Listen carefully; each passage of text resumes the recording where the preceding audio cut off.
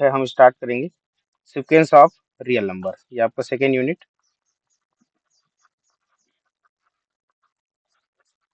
Sequence of real number. अब ये क्या चीज़ है सीक्वेंस ऑफ रियल नंबर? इसको स्टार्ट करने से पहले विद डेफिनेशन हम स्टार्ट से चलेंगे, है ना। तो जैसे हमारे पास कोई फंक्शन है और ये फंक्शन कैसा होना चाहिए? From natural number two any set. ध्यान देना, इसका जो डोमेन है वो हमेशा एक नेचुरल नंबर होना चाहिए और को डोमेन जो है कोई भी सेट हो सकता है। अब ये जो फंक्शन है, ये फंक्शन को हम कैसे अरेंज करें तो ये सीक्वेंस कहलाएगा, इसको हमको समझना है। तो जैसे इस फंक्शन के लिए हमने एक डिफाइन किया F N equal to 1/n। अब इसमें ध्यान देंगे, ये हमारा हो गया नेचुरल नंबर का सेट और ये हो गया कोई भी सेट जिसको हम एस कह रहे हैं।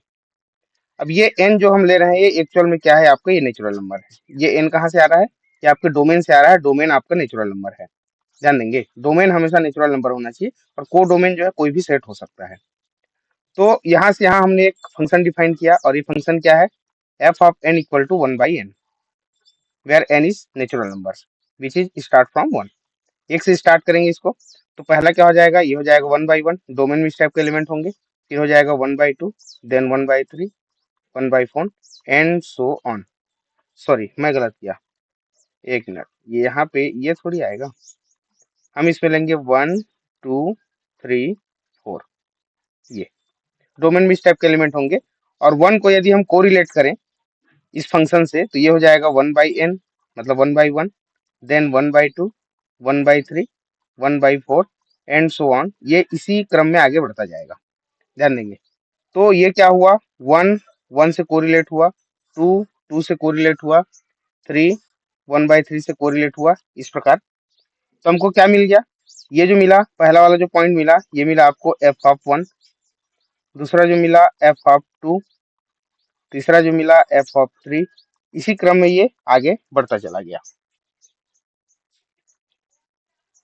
अब यहाँ पे ये जो हमको इमेजेस मिले, ध्यान दें, ये जो हमको इमेज मिला, क्या मिला? F of 1, F of 2, F of 3, F of 4। इसी नेचुरल ऑर्डर के क्रम में यदि इसको हम क्या कर देते हैं? अरेंज कर देते हैं। ध्यान दें, ये जो हमको इमेज मिला है नेचुरल नंबर के एलिमेंट को लेकर, सेट एस में जो हमको इमेज मिला है, इस इमेज को यदि हम नेचुरल ऑर्डर में क्या कर दें? अरेंज कर दें। नेचुरल ऑर्डर में अरेंज करना है, ध्यान देना इस बात को। तो नेचुरल ऑर्डर में जब हम इसको अरेंज करें तो ये हमको वैल्यू क्या मिला? यहाँ से ये मिला हमारा 1, ये मिला 1/2, 1/3, 1/4, 1/5 एंड सो ऑन। तो ये जो हमको मिला हुआ है टर्म्स, ये जो हम अरेंज किए हैं, किसको अरेंज किए हैं?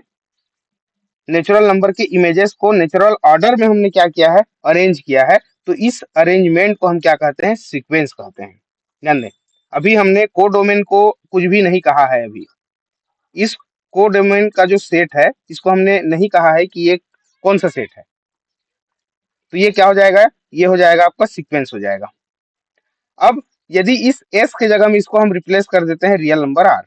ध्यान दें, इसको यदि हम, ये जो सेट एस है जो कि कोडोमेन है इस फंक्शन के लिए, यदि इसको हम रियल नंबर आर से क्या कर देते हैं? रिप्लेस कर देते हैं, तब हम इसको कहेंगे सीक्वेंस ऑफ रियल नंबर। तो एक्चुअल में क्या है कि sequence when the images are arrange in the natural order of natural number. जितने भी इमेजेस हैं नेचुरल नंबर के, उसको यदि हम क्या कर दें? अरेंज कर दें। कैसे अरेंज करना है हमको? नेचुरल नंबर के नेचुरल ऑर्डर में हमको अरेंज करना है। ध्यान देना है इस बात को। तो ये जो अरेंजमेंट मिलेगा, इसी अरेंजमेंट को हम क्या कहते हैं? सीक्वेंस कहते हैं। यदि इसका हम नोटेशन लेना चाहें तो नोटेशन में आप ले सकते हैं। जैसे कि पहला टर्म हम इसमें लेके चले तो ये हो जाएगा A1, A2, A3, A4 in the same way. कई बुक्स में इसी नोटेशन को कई जगह FN दिया है। जैसे इसको हम आगे बढ़ते जाएं तो ये क्या हो जाएगा? AN हो जाएगा। यदि इसका हम nth टर्म की हम बात करें तो ये AN हो जाएगा। तो इसी में इसको हम क्या लिख सकते हैं? FN ले सकते हैं, या फिर UN ले सकते हैं, या फिर SN ले सकते हैं। तो ये अलग अलग जो ऑथर होते हैं ना, वो अलग अलग टाइप का नोटेशन यूज करते हैं, तो उसमें आपको कंफ्यूज नहीं होना है। तो सीक्वेंस ऑफ रियल नंबर, ये सभी को समझ आया क्या? कि नेचुरल नंबर की जो इमेज है वो कहाँ मिलेंगे, रियल नंबर में यदि मिलते हैं और उस इमेजेस को हम नेचुरल ऑर्डर में क्या कर दें, अरेंज कर दें, तो उसको हम कहते हैं सीक्वेंस ऑफ रियल नंबर। तो क्या क्या इसमें हमने नोट किया, जो समझने वाली बातें हैं उसको हम यहाँ पे नोट करते हैं। और ध्यान देना, ये CSIR नेट को ध्यान में रखते हुए भी बहुत ही इंपॉर्टेंट टॉपिक है आगे के लिए, है ना। इन फ्यूचर यदि आप PhD के लिए आगे बढ़ते हैं या CSIR नेट क्वालिफाइड करना चाहते हैं तो बहुत ही इंपॉर्टेंट है। A sequence a sequence of elements a sequence of elements of any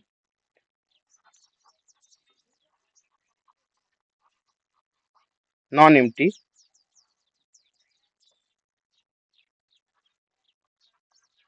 set S is is defined as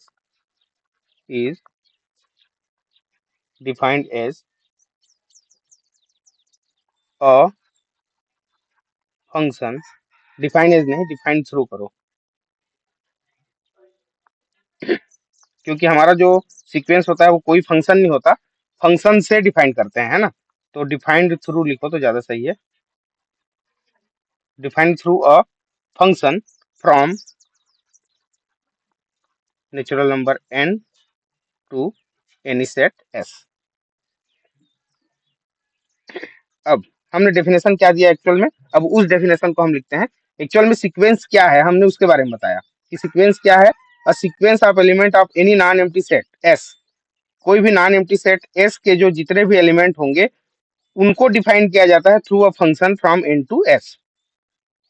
किसी भी सेट S के एलिमेंट को डिफाइन करते हैं हम सीक्वेंस के रूप में, और कैसे डिफाइन करते हैं, n टू S के रूप में डिफाइन करते हैं, जो कि क्या होता है एक्चुअल में, एक फंक्शन के द्वारा इसको क्या किया जाता है, डिफाइन किया जाता है, फंक्शन से डिफाइन किया जाता है ना। सीक्वेंस कोई फंक्शन नहीं होता, लेकिन फंक्शन के हेल्प से उसको क्या किया जाता है, डिफाइन किया जाता है सीक्वेंस को। अब इसका एक्चुअल में डेफिनेशन यदि हम देखें, if f from n to S then f defines a sequence when the images are arranged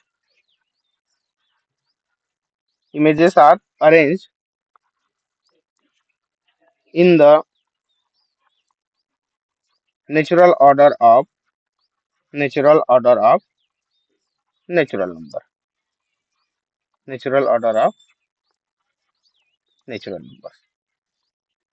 ये जो हमने अभी एग्जांपल जो हमने देखा अभी 1/n वाला, उसी एग्जांपल को ध्यान में रखते हुए ये जो हम डेफिनेशन दिखाई कि यदि कोई फंक्शन हमारे पास f from n to s है, then f defines sequence when the f जो है क्या डिफाइन करता है, एक सीक्वेंस डिफाइन करता है, और ये क्या होता है, द इमेजेस आर अरेंज, जितने भी इमेजेस है नेचुरल नंबर के उसको अरेंज किया गया है, किसमें, सेट S में अरेंज किया गया है, इन the natural order of natural number. ध्यान देना, S के जो मेंबर हैं उस मेंबर को n के इमेज के रूप में यदि हम नेचुरल ऑर्डर के फॉर्म में क्या कर देते हैं, अरेंज कर देते हैं, तब ये हमारा कहलाता है सीक्वेंस। ध्यान दें, अब यहाँ पे हमने जो एक्सप्रेशन लिया, क्या क्या एक्सप्रेशन लिया, the expression f of 1, f of 2, f of 3, क्योंकि हमेशा यहाँ पे जो हम एलिमेंट लेके चलेंगे कहाँ से ले रहे हैं, हम नेचुरल नंबर से ले रहे हैं, डोमेन हमारा नेचुरल नंबर है, तो फंक्शन के जो अंदर जो एलिमेंट हमको मिलेगा वो 1 2 3 के फॉर्म में ही मिलेगा ऑलवेज। f ऑफ 4, या फिर यहाँ पे हम कर सकते हैं f of n, f of n plus 1 and so on, is is called a sequence of elements of S। Element कैसा, जो हमारा कोडोमिन है उसके एलिमेंट की हम बात करेंगे, उसको हम सीक्वेंस में अरेंज कर रहे हैं, नेचुरल ऑर्डर के नेचुरल नंबर से यदि उसको हम अरेंज कर रहे हैं तो वो क्या कहलाएगा आपका, ये सीक्वेंस कहलाएगा। ये एक्सप्रेशन को ही हम क्या कहते हैं, सीक्वेंस कहते हैं। और ये एक्सप्रेशन कैसा है, नेचुरल नंबर के ऑर्डर में हमको इसको अरेंज करना है और कुछ नहीं। नेक्स्ट जो है इफ, ये जो हमने कोडोमिन लिया S, यदि हम उसको रियल नंबर R से क्या कर दें, रिप्लेस कर दें, एस की जगह हम रियल नंबर आर ले लें, then it is called real sequence. ध्यान दें, इस एस की जगह यदि हम रियल नंबर आर ले लें तो इसको हम रियल सीक्वेंस कह देंगे। एस की जगह यदि हम कॉम्प्लेक्स नंबर ले लें तो इसको हम कॉम्प्लेक्स सीक्वेंस कह देंगे। ऐसा इस प्रकार आगे बढ़ते जाएगा। एस की जगह यदि हम रेशनल नंबर ले लें तो ये रेशनल सीक्वेंस कहलाएगा। ऐसा तो इसको आप अलग अलग तरीके से डिफाइन कर सकते हैं। जो भी सेट कोडोमेन के रूप में रहेगा वो उसी का सीक्वेंस कहलाएगा। नेक्स्ट है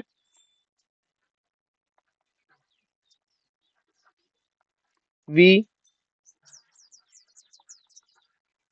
shorten fn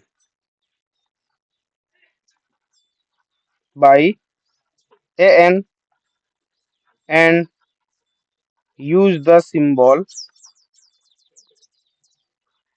इसका सिंबल कैसे यूज करेंगे, ध्यान दें, सीक्वेंस का सिंबल इस प्रकार हम यहाँ पे यूज करने वाले हैं। ये सीक्वेंस का सिंबल है ना, ए एन, ऐसा इस प्रकार छोटा ब्रैकेट टाइप का हम इस प्रकार करेंगे, लेस देन ग्रेटर देन, उसके अंदर में जो वैल्यू होगा वो आपका सीक्वेंस को रिप्रेजेंट करेगा। ये ए एन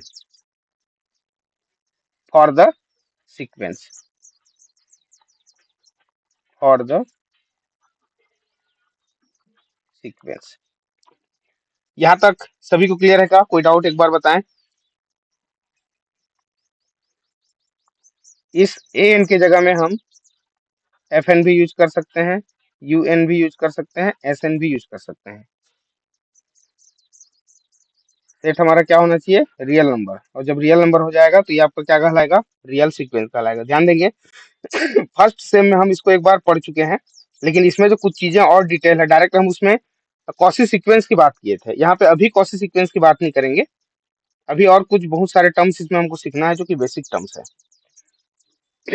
तो यदि हम ए एन को लिखना चाहते हैं इस टर्म में जो कि सीक्वेंस है, तो इस सीक्वेंस के जो टर्म्स होंगे या सीक्वेंस के जो एलिमेंट होंगे वो कैसे होंगे दिखने में, ये होगा आपका A1, A2, A3, A4 and so on, ये आगे बढ़ते जाएगा AN+1, ये ऐसा।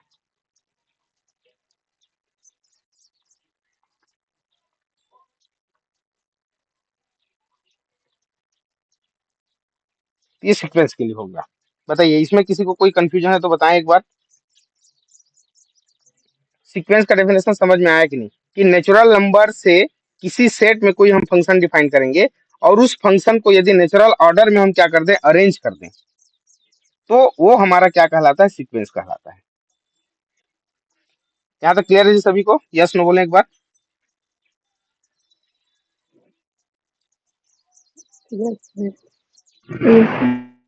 Yes sir.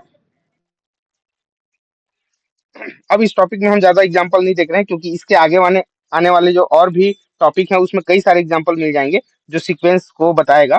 तो उसके आगे जो हम टॉपिक देखना चाहते हैं वो है रेंज ऑफ अ सीक्वेंस।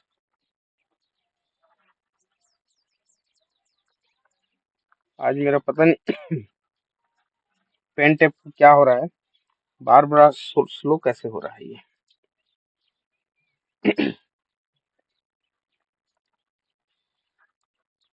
चलिए इसका हम डेफिनेशन देखते हैं, रेंज ऑफ अ सीक्वेंस। अब हमने जो सीक्वेंस देखा क्या है, वो अरेंजमेंट है नेचुरल नंबर का किसी भी कोडोमेन में।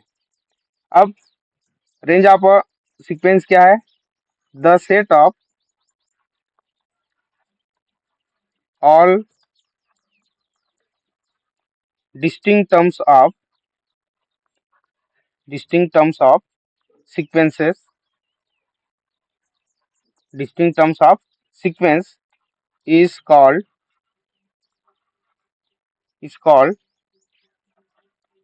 its range, और इसको हम कहेंगे रेंज सेट। ध्यान दें, रेंज सेट कैसे, जैसे कि हमारे पास जो एग्जांपल था अभी अभी हमने जो एग्जांपल देखा, कि यदि हम a N equal to 1/n ले लें, 1/n तो इसके जो एलिमेंट होंगे ये कैसे होंगे, ये होंगे 1/1, 1/2, 1/3, 1/4 एंड सो ऑन, इस प्रकार इनफाइनाइट टर्म्स तक हम आगे बढ़ते जाएंगे। अब ध्यान दें हमको क्या करना है, इसमें डेफिनेशन क्या कहता है, the set of all distinct terms, इस सीक्वेंस में जितने भी डिस्टिंक्ट टर्म्स होंगे यदि उसका हम कलेक्शन ले लें तो ये क्या आ जाएगा, 1, 1/2, 1/3, 1/4, इसी क्रम में हम आगे बढ़ते जाएंगे। तो आप देख पा रहे हैं कोई भी टर्म्स इसमें रिपीट नहीं हो रहा है, यदि रिपीट हो रहा है तो हमको उसको एक ही बार लेना है। तो सेट का मतलब क्या है, सेट का डेफिनेशन ही है the collection of well defined distinct terms, अलग अलग टर्म्स, ध्यान देना रिपीट नहीं होना चाहिए। डिस्टिंक्ट टर्म का जब हम कलेक्शन लेते हैं तो वो सेट कहलाता है। तो इस सीक्वेंस में जितने भी अलग अलग टर्म्स हैं उसको यदि हम अरेंज कर दें या कलेक्शन ले लें उसका, तो ये हमारा क्या कहलाएगा, रेंज कहलाएगा, range of this sequence A N. अब ध्यान देंगे हमारा जो सीक्वेंस होगा वो दो प्रकार का होगा। कैसे दो प्रकार का होगा, एक तो पहला होगा आपका इनफाइनाइट सीक्वेंस, दूसरा सीक्वेंस तो आपका इनफाइनाइट ही रहेगा लेकिन रेंज को हम कैसे डिफाइन करेंगे, इनफाइनाइट रेंज, और एक हो जाएगा आपका फाइनाइट रेंज।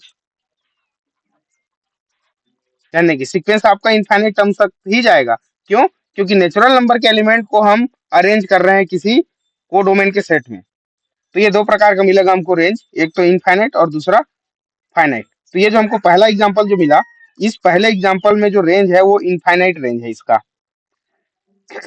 एक और दूसरा नंबर हम लेके चलते हैं एग्जांपल, ये क्या है, ये है -1 to the power n, -1 to the power n। ध्यान दें इसके जो एलिमेंट होंगे वो कैसे होंगे, n को आप वेरी कराओगे, when very from natural number, जब n की वैल्यू 1 रखोगे तो ये जाएगा -1, 2 रखोगे तो +1, 3 रखोगे तो -1, 4 रखोगे तो फिर से 1, ये इसी क्रम में आगे बढ़ते जाएगा, -1 +1 -1 +1 ऐसा मिलते जाएगा। तो यदि इसका हम रेंज निकालना चाहते हैं फॉर दिस एग्जांपल रेंज, तो डिस्टिंक्ट एलिमेंट का कलेक्शन 1 -1, ध्यान दें -1 और 1, तो ये जो हमको मिला ये किस टाइप का रेंज है, ये रेंज है आपका फाइनाइट रेंज, ये आपका फाइनाइट रेंज, केवल दो एलिमेंट यहाँ पे मिल रहे हैं। तो रेंज क्या है एक्चुअल में, the collection of all distinct terms of sequence, कोई भी सीक्वेंस दिया है उसके डिस्टिंक्ट टर्म्स का यदि हम कलेक्शन ले लें, एक सेट बना दे, तो वो उसका रेंज कहलाता है। नेक्स्ट हमें ले सकते हैं आप example, example number 3, A N ले लिए यहाँ पे, जैसे कि 4, ध्यान दें 4 मतलब कैसे एलिमेंट है इसमें, 4 4 4 4, ये आपका नंबर ऑफ इनफाइनाइट टर्म्स तक चलता जाएगा। तो यदि इसका हम रेंज लेना चाहें, चाहे तो इसको आप कांस्टेंट सीक्वेंस कह सकते हैं क्योंकि एक एलिमेंट फिक्स है यहाँ पे 4, तो क्या आ जाएगा, एक सिंगलटन सेट आ जाएगा 4, ध्यान दें सिंगलटन सेट 4 आ जाएगा। अब बताइए किसी भी सीक्वेंस के लिए यदि हम रेंज डिफाइन करना चाहते हैं तो क्या वो एम्प्टी हो सकता है क्या, बताएं एक बार। जैसे इसमें कम से कम हमको एक एलिमेंट मिला, तो कुछ ऐसा रेंज मिल जाएगा क्या किसी सीक्वेंस का कि उसमें एक भी एलिमेंट ना आए उसके रेंज में, ऐसा पॉसिबल है।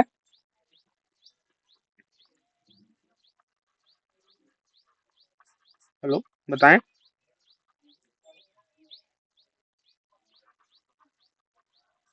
रेंज में बी फाइनाइट और इनफाइनाइट, हमारा जो रेंज है किसी भी सीक्वेंस का वो फाइनाइट हो सकता है और इनफाइनाइट सेट हो सकता है, without ever being the null set. ध्यान दें अभी जो एम्प्टी सेट की हमने बात किया कि कभी भी रेंज जो है वो नल सेट नहीं हो सकता, एटलीस्ट वन एलिमेंट तो होगा ही होगा किसी भी रेंज के लिए, कम से कम एक एलिमेंट, और वो कभी भी फाई नहीं हो सकता, एम्प्टी सेट नहीं हो सकता। अब आगे इसी में कुछ एग्जांपल चाहे तो और आप और देख सकते हैं, एग्जांपल नंबर 3 के बाद ये आपका 4, जैसे हम लेते हैं ए एन को हमने क्या लिया, last digit of 7 to the power n, ध्यान देंगे। अच्छा, ये 4 वाला जो हमने रेंज लिया, ये क्या है आपका, ये फाइनाइट रेंज है ना, एक ही एलिमेंट मिला हमको। अब ए एन हम एक सीक्वेंस लेना चाह रहे हैं, तो 7 power 1 यदि हम करेंगे तो ये आपको 7 मिल जाएगा। सॉल्यूशन यदि देखें, 7 power 2 करें तो 7 7 जा 49 होता है, तो उसका लास्ट डिजिट लेना है हमको 9। इधर कुछ भी हो सकता है ना। अगला 7 power 3 करो, ध्यान देना इसको। तो 7 power 3 करेंगे तो कितना हो जाएगा, 49 इंटू 7 करेंगे तो ये आपका 7 में कितना हो गया, 63 हो गया। तो ये 3 आ रहा है, ध्यान दें, ऐसा 63। तो लास्ट डिजिट हमको लेके चलना है, तो ये आ गया 3। नेक्स्ट 7 power 4 करेंगे तो ये 3 आया हुआ है। जब 7 power 3 किए तो अंतिम डिजिट आपका 3 आया है, उसमें फिर से 7 मल्टीप्लाई करेंगे तो 7 3 जा 21 आ गया। तो इसका फिर से आपको लास्ट डिजिट लेना है, जो कि क्या है, 1 है, ये ऐसा। तो ये आपको मिल जाएगा यहाँ पे 1। अब जैसे ही 7 power 5 करेंगे तो 7 to the power 4 का अंतिम डिजिट 1 मिल रहा है, उसमें फिर एक और 7 मल्टीप्लाई करेंगे तो 7 1 जा 7 आ जाएगा। नेक्स्ट में 9 आ जाएगा, फिर 3 आ जाएगा, 1 आ जाएगा। तो फाइनली ये जो टर्म्स है ये रिपीट हो रहे हैं, 7 9 3 1 7 9 3 1। तो यहाँ से यदि हम देखें तो 7 9 3 1, फिर से 7 9 3 1, 7 9 3 1 एंड सो ऑन, ये ऐसा रिपीट होते जाएगा। तो यदि इसके हम रेंज सेट की बात करते हैं, ये जो हमने सीक्वेंस डिफाइन किया, last digit of 7 to the power n, तो इसमें हमको 7 9 3 और 1, ये इस प्रकार केवल 4 एलिमेंट मिल जाएंगे। और ये कैसा है, ये है आपका finite range.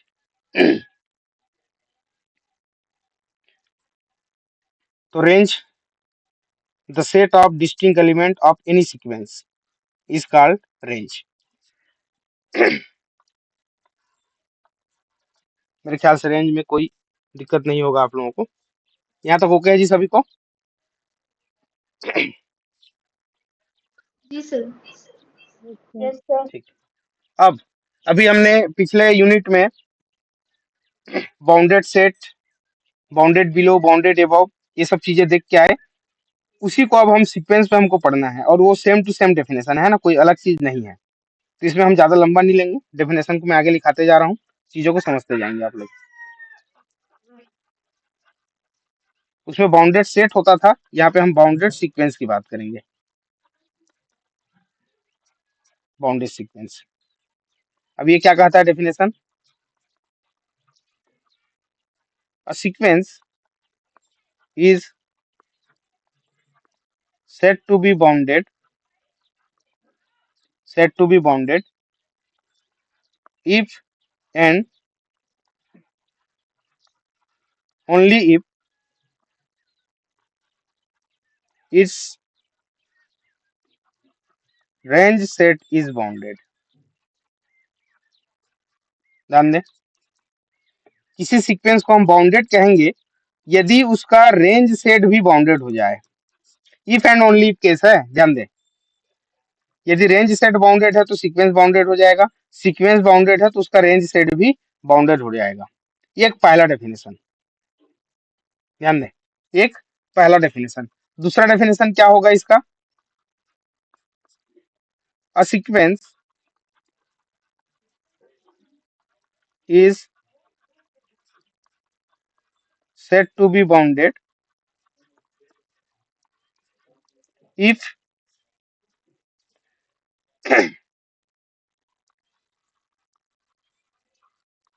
sequence is bounded above as well as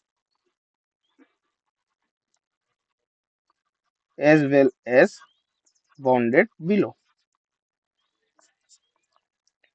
bounded above के साथ बाउंडेड बिलो भी यदि हो जाता है कोई सीक्वेंस, तब हम उस सीक्वेंस को बाउंडेड सीक्वेंस कहते हैं। अब इसमें दो टर्म फिर से यूज हुआ, एक हुआ बाउंडेड एबव जानते हैं, एक हो गया बाउंडेड बिलो। तो बाउंडेड एबव और बाउंडेड बिलो को भी थोड़ा सा हम इसी में एक्सप्लेन कर देते हैं साथ में। पुरानी चीजें रिकॉल हो जाएगी। बाउंडेड एबव, बाउंडेड एबव क्या चीज है? किसी भी सीक्वेंस को बाउंडेड एबव है, अब हम क्या कब कहेंगे? A sequence an is said to be bounded above if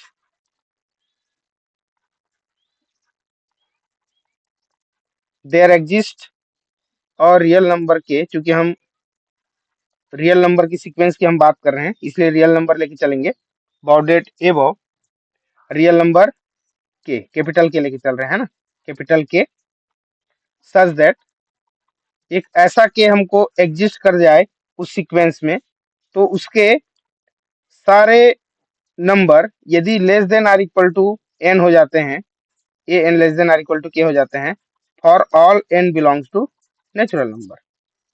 मतलब एक ऐसा नंबर हमको मिल जाए उस सीक्वेंस में कि उस नंबर से सारे सीक्वेंस के जो टर्म्स है वो क्या हो जाए, छोटे हो जाएं, तो उस बड़े एलिमेंट को हम क्या कहते हैं यहाँ पे? अपर बाउंड कहते हैं। ध्यान देंगे। और ये कंडीशन यदि होल्ड कर जाता है तब ये सीक्वेंस हमारा कहा जाएगा बाउंडेड एबव कहा जाएगा। मतलब यदि किसी सीक्वेंस में अपर बाउंड एग्जिस्ट कर जाता है तो आपका बाउंडेड एबव है, यदि अपर बाउंड मिल जाता है, और यदि लोअर बाउंड मिल जाता है तो वो बाउंडेड बिलो है। सेम डेफिनेशन है। ए एन को हमने सीक्वेंस लेके चला है, सेट में हम उसको कोई एलिमेंट लेके चलते हैं, है ना, कोई भी एक्स लिख दिए या एन ले लिए, इस प्रकार। नेक्स्ट इसी में बाउंडेड बिलो, सेम डेफिनेशन आएगा इसमें भी। A sequence A N is said to be bounded below if there exists a real number small k such that ये क्या हो जाएगा? A N is greater than or equal to that k for all n belongs to natural number n. जितने भी terms है उन सभी term से क्या हो जाए, ये छोटा हो जाए, है ना। या फिर इसको ऐसा भी लिख सकते हैं, K is less than or equal to A N, ऐसा लिखो तब भी चलेगा। मतलब सबसे छोटा एलिमेंट मिल जाए उसमें, कोई भी सीक्वेंस है यदि उसमें सबसे छोटा एलिमेंट मिल जाता है और उसके बाद के जितने भी एलिमेंट है सभी उससे क्या हो जाए, बड़े हो जाए, तब ये सेट आपका कहलाएगा बाउंडेड बिलो कहलाएगा। और उस सबसे छोटे एलिमेंट को हम क्या कहते हैं यहाँ पे? लोअर बाउंड कहते हैं। ये लोअर बाउंड कहलाएगा। और यदि कोई सेट सीक्वेंस बाउंडेड एबव और बाउंडेड बिलो दोनों है तब वो सीक्वेंस आपका बाउंडेड कहलाएगा, है ना। तो डेफिनेशन ऑलरेडी मैं ऊपर लिखवा दिया। तो मेरे ख्याल से बाउंडेड एबव बाउंडेड बिलो में कोई दिक्कत नहीं होगा आप लोगों को। समझ में आ गया जी? जी सर। ठीक।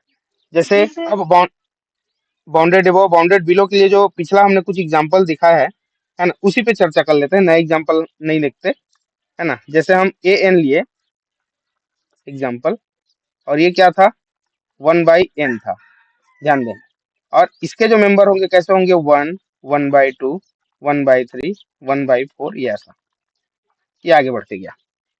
अब इसमें आप देख पा रहे हैं कि इसमें जो एलिमेंट है ये जीरो की ओर टेंड कर रहा है। ध्यान दें, ये जीरो की ओर टेंड हो रहा है। जीरो तो हो नहीं सकता, आप सभी जानते हैं, लेकिन जीरो की ओर जा रहा है। लेकिन ये सारे एलिमेंट जो है जीरो से और छोटा नहीं हो सकता और एक से बड़ा नहीं हो सकता। मतलब इस सीक्वेंस में जो हमको एलिमेंट मिलेंगे वो क्या मिलेंगे? जीरो से बड़े मिलेंगे। और चूंकि एक यहाँ पे शामिल है ऑलरेडी 1, तो ये less than or equal to कर देता हूं, ये इस प्रकार। तो आप देख पा रहे हैं जीरो क्या है, इसके लिए आपका लोअर बाउंड हो रहा है, और 1 क्या है, इसका अपर बाउंड मिल रहा है आपको। तो जीरो से क्या है, ये बाउंडेड बिलो है, and it is bounded above by natural number 1। तो 0 और 1 दोनों से एक बाउंडेड बिलो है और बाउंडेड एबव है, तो ये जो सीक्वेंस हमको मिला a n, that is 1/n, is completely bounded. Bounded.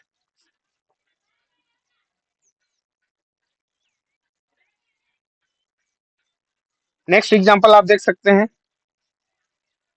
A N equal to, हमने क्या लेके चला, -1 टू द पावर n, है ना। इसमें क्या था, -1 1 -1 1 -1 1, ये इस प्रकार, ठीक है। अब इसमें यदि आप देखना चाहते हैं तो इसमें आपको दो ही एलिमेंट मिलेंगे, -1 और 1। सबसे छोटी वैल्यू -1 और सबसे बड़ी वैल्यू +1। या फिर इसी को थोड़ा सा नोटेशन के फॉर्म में लिखना चाहें तो -1 is less than or equal to A N is less than or equal to +1, ये ऐसा लिख सकते हैं। तो देखिए यहाँ पर भी ये सेट क्या मिल गया, सॉरी सीक्वेंस क्या मिल गया, ये मिल गया हमको बाउंडेड। नेक्स्ट एक और एग्जांपल लेते हैं, अनबाउंडेड वाला एक एग्जांपल ले लेते हैं। जैसे कि हमारे पास हम ले लेते हैं 2 to the power n, n belongs to natural number. अब ये सभी जान रहे हैं n हमेशा यहाँ पे क्या होगा, नेचुरल नंबर ही होगा, क्योंकि हमारा सीक्वेंस का डेफिनेशन वही कहता है कि नेचुरल नंबर के एलिमेंट को किसी दूसरे सेट में लेकर यदि उसका इमेज बनाएं और उस इमेज को नेचुरल ऑर्डर में क्या कर दें, अरेंज कर दें, तो वो सीक्वेंस है। तो ये हमको मिलने वाला है 2 to the power 1, 2 to the power 2, 2 to the power 3, 2 to the power 4 and so on. अब इसमें देख पा रहे हैं आप, ये एक इनफाइनाइट सीरीज है और इस इनफाइनाइट सीरीज में इसका कोई फिक्स्ड, आप ये नहीं बता सकते कि इसकी सबसे बड़ी वैल्यू क्या होगी, लेकिन सबसे छोटी वैल्यू क्या है आप ये बता सकते हैं, और वो क्या है, 2। तो ये जो सीक्वेंस है, bounded below by natural number 2 only, ध्यान दें, ओनली बाउंडेड बिलो बाय 2। तो ये आपका क्या हो गया फाइनली, क्योंकि अपर बाउंड इसमें नहीं मिल रहा है, लोअर बाउंड मिल रहा है, तो ये हो जाएगा आपका अनबाउंडेड। इसको हम क्या कहेंगे, अनबाउंडेड सीक्वेंस कहेंगे, अनबाउंडेड सीक्वेंस कहेंगे। तो अनबाउंडेड सीक्वेंस का यदि आप डेफिनेशन भी लिखना चाहो तो वही है, यदि कोई सीक्वेंस बाउंडेड नहीं है तो आपका अनबाउंडेड कहलाएगा।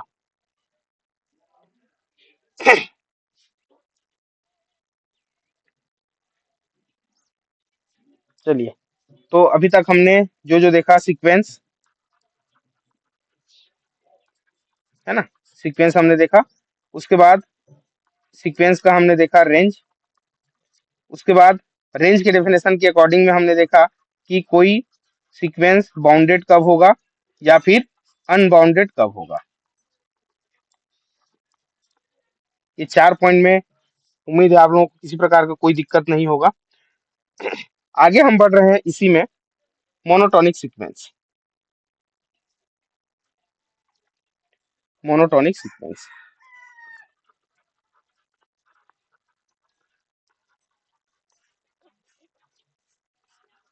अब ये मोनोटोनिक सीक्वेंस क्या चीज है, ध्यान दें definition, a sequence is said to be monotone, monotonic if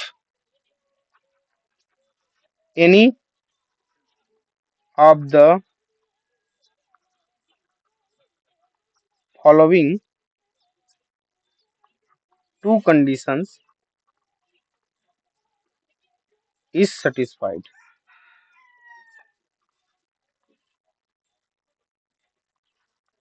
ध्यान दें, कौन कौन सा दो कंडीशन में से किसी एक को भी यदि क्या कर देता है, वो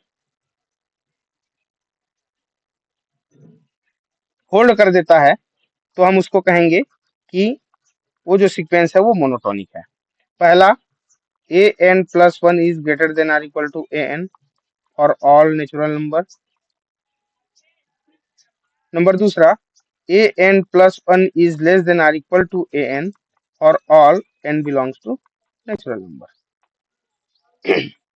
अब ध्यान दें, यदि ये पहला वाला केस हो जाता है तब हम इसको कहेंगे, इस केस में हम इसको कहेंगे monotonically increasing, monotonically increasing,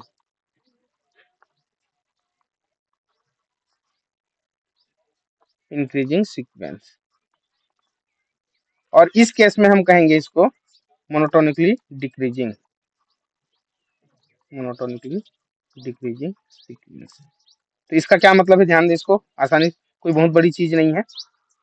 sequence का जितना भी टर्म्स में हम आगे बढ़ते जाएं, तो उसके जस्ट पिछले वाले टर्म से अगला वाला टर्म यदि हमेशा क्या है, इंक्रीजिंग ऑर्डर में है, तो वो सीक्वेंस आपका इंक्रीजिंग मोनोटोनिकली सीक्वेंस कहलाएगा। और यदि वो घटते क्रम में है, कहें एक के बाद एक यदि हम टर्म्स लेते जाएं और वो टर्म्स क्या हो जाए, घटते क्रम में रहे, तो वो आपका क्या कहलाएगा, मोनोटोनिकली डिक्रीजिंग कहलाएगा। तो दोनों में से कोई एक कंडीशन भी यदि कोई सीक्वेंस होल्ड कर जाता है, तो वो सीक्वेंस आपका मोनोटोनिक सीक्वेंस हो जाता है। कहने का मतलब, हम दो प्रकार के सीक्वेंस के ही बारे में बात करेंगे यहाँ पे, कि कोई सीक्वेंस या तो इंक्रीजिंग ऑर्डर में होगा या फिर डिक्रीजिंग ऑर्डर में होगा। तो यदि इंक्रीजिंग ऑर्डर में कोई सीक्वेंस है तो आपको मोनोटोनिकली इंक्रीजिंग हो जाएगा, जो कि आपका पहला पॉइंट है। और यदि डिक्रीजिंग ऑर्डर में है तो वो दूसरा प्रकार का सीक्वेंस कहलाएगा, जो कि मोनोटोनिकली डिक्रीजिंग सीक्वेंस कहलाएगा। दो प्रकार के सीक्वेंस की ही हम यहाँ पे बात करेंगे, ध्यान दें। और यदि ये दोनों केस होल्ड हो जाता है किसी सीक्वेंस के लिए, ध्यान दें, if both first and two condition satisfy, condition satisfied करता है, then it is called constant sequence, constant sequence। तो इसका मतलब, अभी हम एग्जांपल लेते हैं, चीजें बहुत अच्छे से समझ में आएगा। देखिए, मोनोटोनिकली इंक्रीजिंग और मोनोटोनिकली डिक्रीजिंग कैसे कह रहे हैं हम। इंक्रीजिंग समझ में आ गया होगा कि इंक्रीजिंग ऑर्डर में रहेगा इसका एलिमेंट, और मोनोटोनिकली डिक्रीजिंग में क्या रहेगा, डिक्रीजिंग ऑर्डर में रहेगा। जैसे कि पहला एग्जांपल हम लेके चलें, an this is equal to N square. एन क्या है एक्चुअल में, एन आपको 1 2 3 है, तो ये हो जाएगा 1 square, 2 square, 3 square, 4 square, in the same way. अब यहाँ पे आप देख पा रहे हैं कि ये देखो हमने क्या लिखा था, a N plus 1 is greater than or equal to A n. ध्यान दें, बड़ा या बराबर। तो एन प्लस 1 का मतलब क्या है, एन का जस्ट नेक्स्ट स्टेप वाला टर्म्स। यदि हम A5 ले रहे हैं, तो यहाँ पे क्या ले लेंगे हम, A6 ले लेंगे। तो ये ऐसा यदि होते जाता है हर टर्म्स के लिए, A5 is greater then A4, A3 is greater then A2। Just 2 minute,